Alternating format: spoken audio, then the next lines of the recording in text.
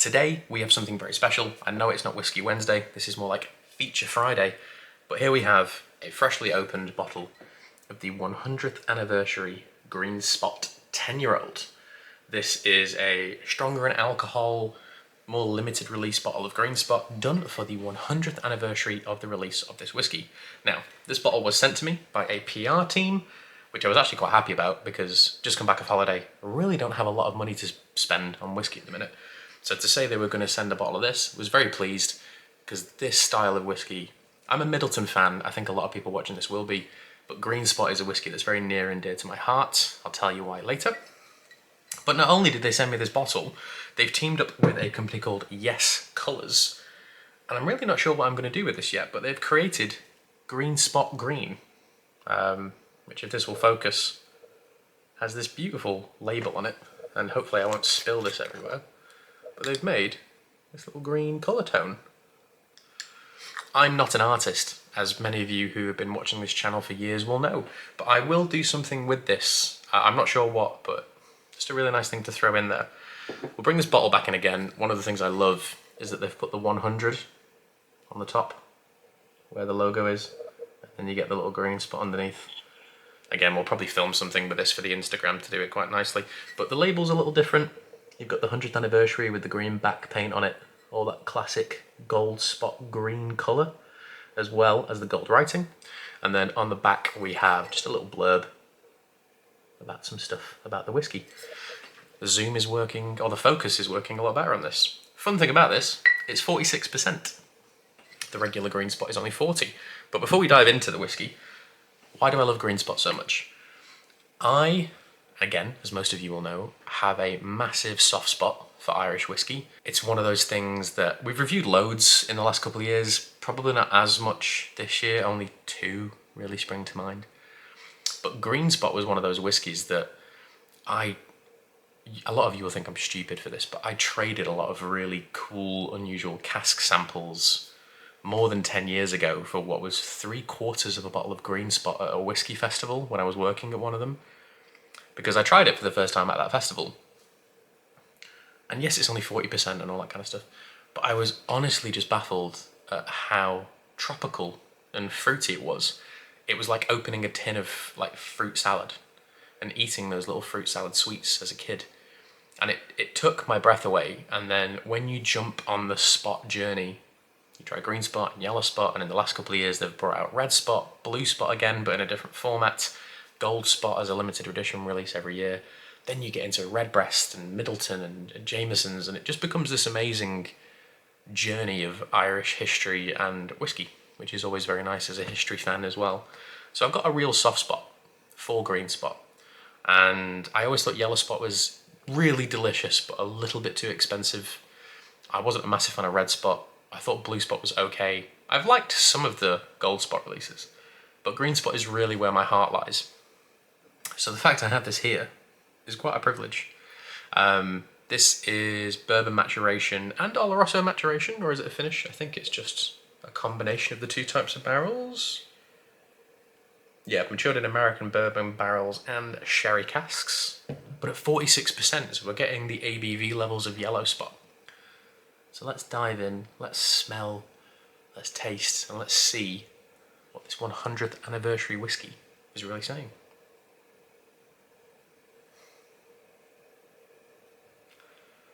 That's just such a nostalgic aroma. Okay, let's reel it off. It is fresh red apples after you take a bite into it. It's papaya, it's pineapple, it's mango. It's got a slight bitter tropical quality of grapefruit. It's like chewy blackberry sweets and almost like cherry soda. Imagine your favourite flavour of soft drink, and as soon as you like unscrew the cap or pop the tab on it, you get that instant hit of fruit. This thing is an absolute fruit bomb, and it has that dry quality to the nose that some like jellied sweets have, and like candied sweets.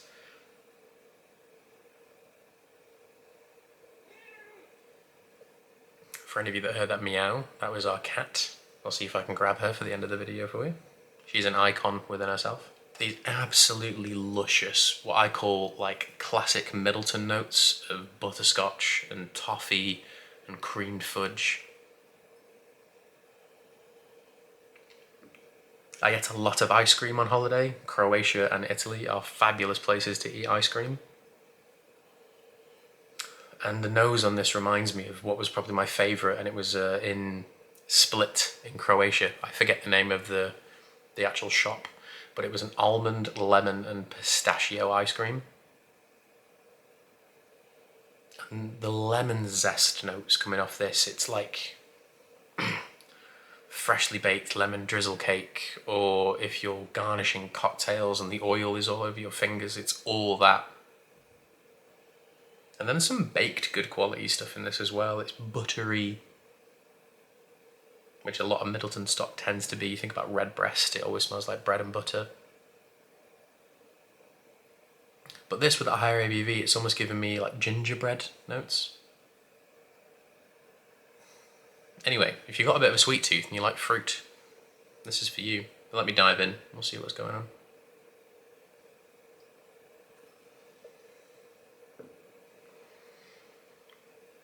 As soon as this hit my palate, you get that beautiful contrast in barley types, and unmalted barley gives off this unmistakable black pepper note. It's a little bit fizzy, it's a little bit spicy, and it provides you with such rich textural elements. And then comes the fruit. It's like opening a tin of fruit salad and just throwing it down your throat. All of that freshly chopped red apple, all of those pineapple chunks and pineapple juice. It's sugary, it's decadent, it's delicious. And then as I talk to you right now, we will have a second sip of it. But the finish and the way it lingers at 46%, I will say it does trump the regular green spot, but you just feel the richness of it. It's like I've just eaten a little block of fudge or had a Werther's original. You have that just sweet, Moorish, butterscotchy creaminess to it. Just an absolute delight.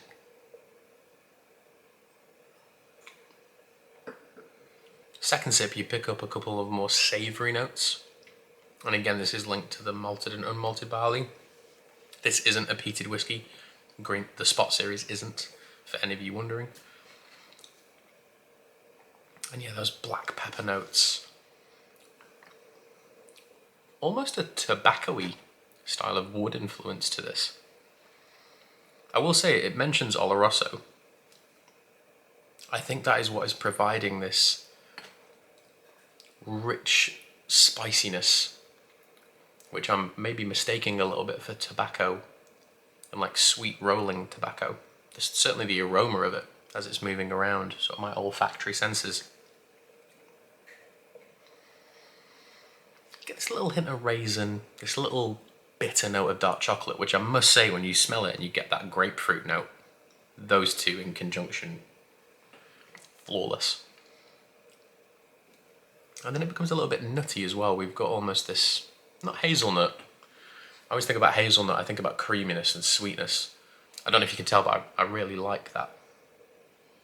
The regular green spot I would probably score like a 7 out of 10. You can still pick it up for about, I want to say like 45 to 50 pounds. I don't think it's that crazy yet. It's certainly cheaper than Redbreast 12 is now.